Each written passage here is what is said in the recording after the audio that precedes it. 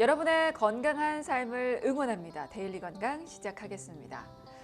아침에 일어났는데 개운하지 않다. 푹 자고 일어났다고 생각했는데 자꾸 낮에 졸리다. 이런 증상이 혹시 지속되고 계신 건 아니에요? 사실 주변 사람들이 또 코골아 라고 농담처럼 말할 때 단순히 잠버릇쯤으로 여기고 넘어가기 쉬운데요. 그 소리가 바로 밤새 내 몸이 편히 쉬지 못했다는 증거일 수가 있습니다. 가볍게 넘기고 지나쳤던 바로 그 코골이에 대해서 이 시간 이야기해 보려고 합니다. 자, 도움 말씀 주시기 위해서 이비인후과 전문의 문현 원장 모셨습니다. 인사드릴게요. 안녕하세요. 네, 안녕하세요. 이비인후과 전문의 문현입니다. 반갑습니다. 반갑습니다. 네, 저희 오늘 주제가 코골이입니다. 네네. 코골이는 어떤 상태를 말하는 거예요? 코골이는 단순히 자면서 코에서 나는 소리가 아니라 네. 이제 자면서 기도가 좁아지면서 그 기도에 공기가 들어가면서 주변 조직들이 떨려서 나타나는 소리고요. 많이 피곤하거나 체중 증가가 심하거나 하면 더 심해질 수도 있고, 그래서 단순히 저희가 자면서 코에서 나는 소리라고 생각하시는 게 아니라 호흡이 원활하게 이루어지지 않고 있다는 신호로 보셔야 합니다. 코골이를 경험하시는 분들은 많죠, 생각보다. 코골이는 생각보다 많이 흔한 질환이고요. 네. 보통 건강보험 심사평가원 자료에 의하면 2019년에 한 8만 3천 건 있었는데 네. 2023년도에는 15만 3천 건으로 거의 2배 이상 증가를 했고요. 또 40대 이상 성인 남자에서 한 20%, 그다음에 성인 여성에서는 10% 정도 갖고 있는 걸로 보면 되니까 생각보다 많이 흔한 질환이라고 생각하시면 될 것 같습니다. 그러네요. 네. 생각보다 정말 많은 분들이 코골이를 앓고 계시는데, 네. 근데 이걸로 병원을 얼마나 많이들 가실까요? 실제로 코골이는 특별한 증상이 별로 없기 때문에 그냥 대수롭지 않게 그냥 자면서 그냥 습관 같은 거라 생각하시는 분들이 많고, 실제로 병원에 오시는 분은 많지는 않고, 또 특히나 본인은 자각을 잘 못해요. 왜냐면은 자면서 자기는 자기 코골이가 심한지 모르기 때문에. 보통은 이제 저한테 오시는 분들 대부분 다 아내분들이 남편이 자다가 막 숨이 멎을 것 같다 이렇게 해서 오시는 경우가 많습니다. 숨을 안 쉬어서 네네. 숨이 멎을 것 같다? 네네. 걱정이 되시죠. 주변 분은 네, 알고 있으니까. 네. 근데 이게 그러면 치료가 필요한 거예요? 치료가 필요하고요. 근데 이제 이게 코골이보다는 코골이에 연관된 수면 무호흡이 문제인 건데, 코골이와 수면 무호흡은 사실은 어느 정도 연장선상에 있는 질환이라고 생각하시면 되고요. 네. 이런 경우에는 반드시 병원에 오셔서 검사를 해서 정확히 진단을 하시고 또 그거에 맞춰서 치료도 하시고 하셔야 됩니다. 코골이 자체보다는 그와 동반돼서 나타나는 거죠? 네, 수면 무호흡이 더 중요하다고 생각하시면 될 것 같습니다. 그게 위험한 거군요. 네네. 그러면 코골이 자체는 또 어떤 식으로 증상을 발현하는지, 증상을 나타날 수 있는지, 코골이 자체가 네. 그 자체도 좀 알려주셔야 되는데, 요거는 저희 키워드와 함께 차근차근 좀 살펴보도록 하겠습니다. 네. 자, 첫 번째 키워드 함께 보시죠. 첫 번째 키워드입니다. 숨 막히는 밤. 이거는 뭐 밤사이 말 그대로 몸이 쉬지 못했다는 얘기인 건데, 코골이를 하는 중에 숨 막히는 순간이 앞서서 말씀해 주신 혹시 수면 무호흡일까요? 네, 이제 그래서 수면 무호흡이라는 것은 저희가 정확히 말하면 이제 10초 동안 자면서 10초 이상 숨을 안 쉬면 그걸 무호흡이라고 하는데요. 네네네.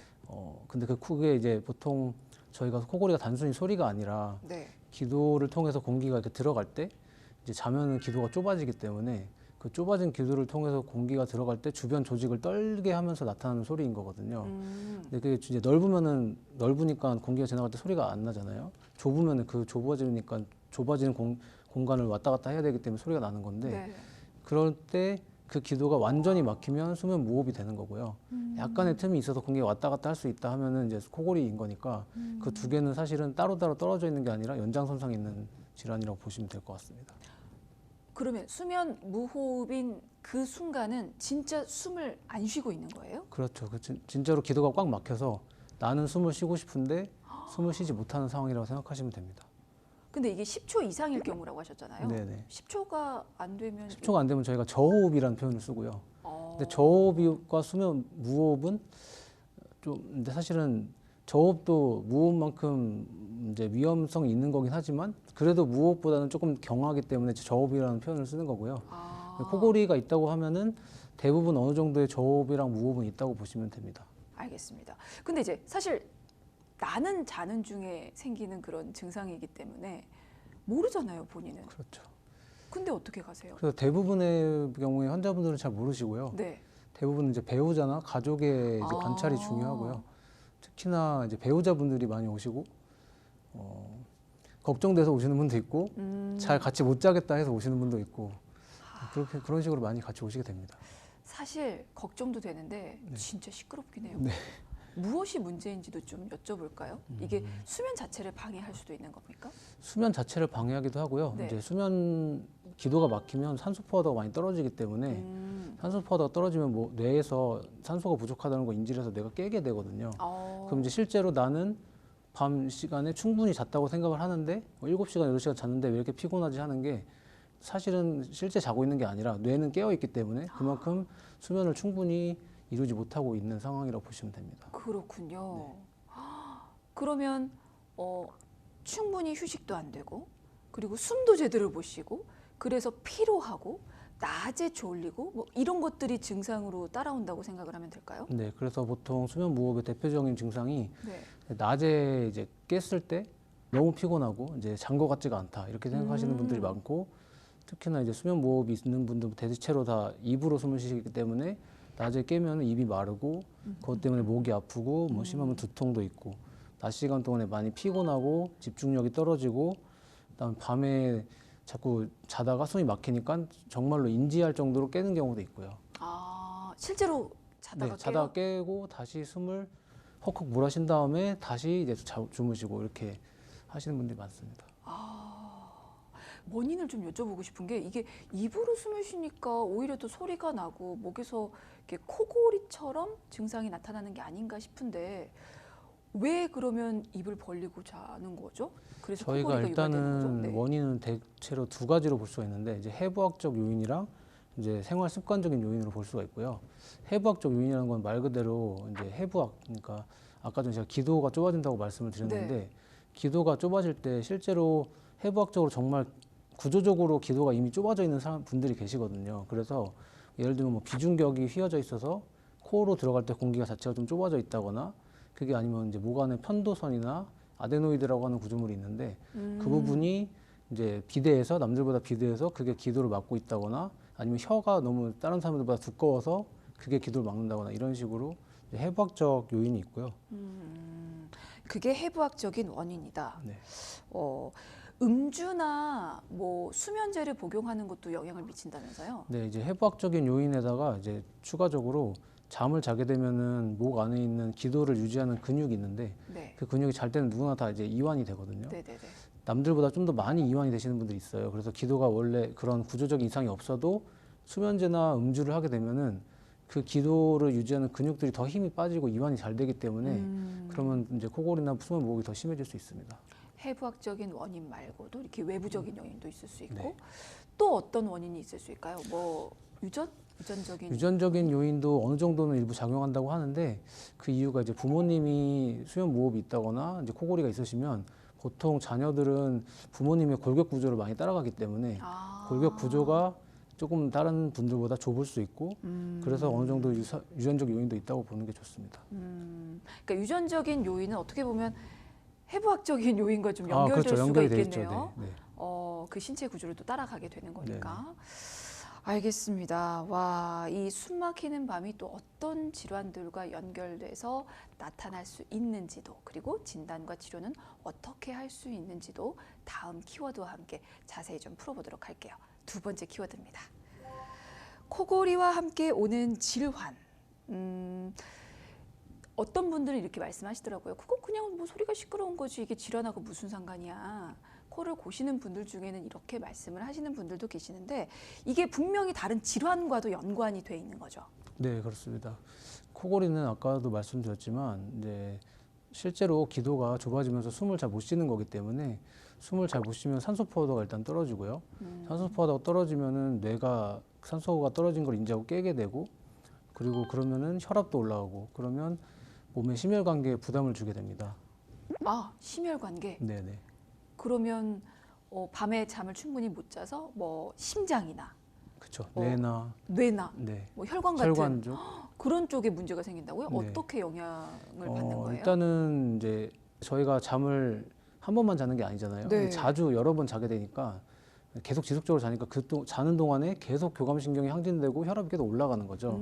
그러면 그게 반복되다 보면 이제 혈관에도 무리가 되고 그것 때문에 이제 심근경색이나 뭐 뇌질환, 뭐 혈관질환 이런 게 반복이 될 수 있습니다.